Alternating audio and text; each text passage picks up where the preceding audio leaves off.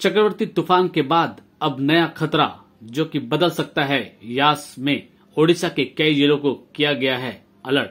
ताउते के कहर मचाने के बाद अब चक्रवर्ती तूफान यास का खतरा मंडराने लगा है। इसे लेकर राज्यों ने सतर्कता बरतनी शुरू कर दी है। बता दें कि ताउते ने गुजरात और महाराष्ट्र में जमकर कहर मचाया था। भारतीय मौसम विज्ञान विभाग के 26 मई को यास चक्रवात के ओडिशा पश्चिम बंगाल के तट से गुजरने की आशंका जताने के मद्देनजर ओडिशा सरकार ने 30 में से 14 जिलों को सतर्क कर दिया है। राज्य सरकार ने शुक्रवार को भारतीय नौसेना एवं भारतीय तटरक्षक बल से स्थिति से निपटने के लिए तैयार रहने के लिए आग्रह किया गया है। मौसम विभाग ने बृहस्पतिवार को कहा कि 22 मई को बंगाल की खाड़ी के पूर्वी मध्य हिस्से पर एक कम दबाव का क्षेत्र बनेगा जो चक्रवर्ती तूफान में बदल सकता है और 26 मई को ओडिशा पश्चिम बंगाल के तटों से टकरा सकता है। ओडिशा के मुख्य सचिव SC मोहपात्रा ने वरिष्ठ अधिकारियों के संग बैठक के बाद कहा कि अगर चक्रवर्ती यास का राज्य पर कोई प्रभाव पड़ता है तो राज्य सरकार ने किसी भी स्थिति से निपटने के लिए कमर कस ली है। उन्होंने कहा है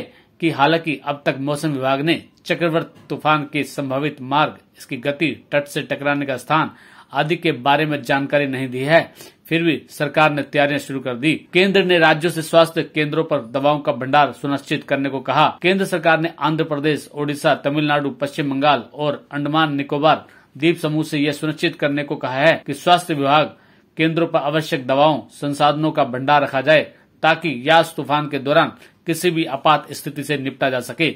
चक्रवर्ती तूफान यास इस महीने के आखिरी में देश के पूर्वी तटीय क्षेत्र में दस्तक दे सकता है। भारत मौसम विभाग जानकारी देते हुए कहा कि 22 मई को उत्तरी अंडमान सागर और आसपास के पूर्व मध्य बंगाल की खाड़ी में कम दबाव का क्षेत्र बनने की संभावना है। चेतावनी प्रकोष्ठ ने जानकारी दी है कि 72 घंटों में धीरे धीरे चक्रवर्ती तूफान में बदलने की पूरी संभावना है। यह उत्तर पश्चिमी दिशा की ओर बढ़ सकता है और 26 मई की शाम के आसपास पश्चिम बंगाल, ओडिशा के तटों तक पहुंच सकता है। ओडिशा और पश्चिम बंगाल में तूफान का कहर के असर होने के अलावा अंडमान निकोबार द्वीप समूह और पूर्वी तट के जिलों में तेज बारिश हो सकती है और बाढ़ के हालात भी पैदा हो सकते हैं। केंद्रीय स्वास्थ्य मंत्री सचिव राजेश भूषण ने आंध्र प्रदेश, ओडिशा, तमिलनाडु, पश्चिम बंगाल और अंडमान निकोबार द्वीप समूह के मुख्य सचिवों को पत्र लिखकर कहा कि कोरोना वायरस महामारी पहले से ही सार्वजनिक स्वास्थ्य संबंधी चुनौती है जो अस्थायी शिविरों में रहने वाले विस्थापित लोगों में पैदा हो सकने वाली जल, मच्छर और हवा जनित बीमारी के स्वास्थ्य के जोखिम के कारण और जटिल हो सकती है। सभी राज्यों को इसमें ध्यान देने और अलर्ट रहने की आवश्यकता है।